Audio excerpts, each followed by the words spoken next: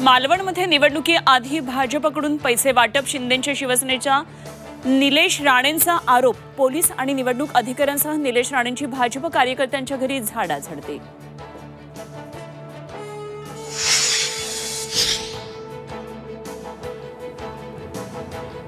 पायाखालची वाळू सरकल्यानं आरोप केले जात आहेत। आमदार निलेश राणेंवर रवींद्र चव्हाणांचा पलटवार। ते पैसे कार्यकर्त्यांनी व्यवसायासाठी जमवले असल्याचा दावा।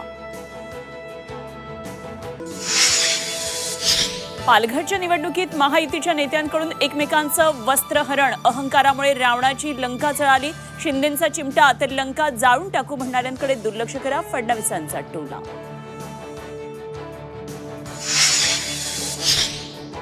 24 तासाच्या आत अजित पवारांचा राजीनामा घ्या। अंजली दमानी यांची मुख्यमंत्र्यांकडे मागणी। राजीनामा न घेतल्यास अमित शहांची भेट घेणार, दमानी यांचा इशारा। लाडकी बहीण योजना ही माझीच संकल्पना। पर्यावरण मंत्री पंकजा मुंडे यांचं वक्तव्य। लाडकी बहीण योजनेवरून महायुतीत श्रेयवादाची लढाई सुरू असल्याची चर्चा।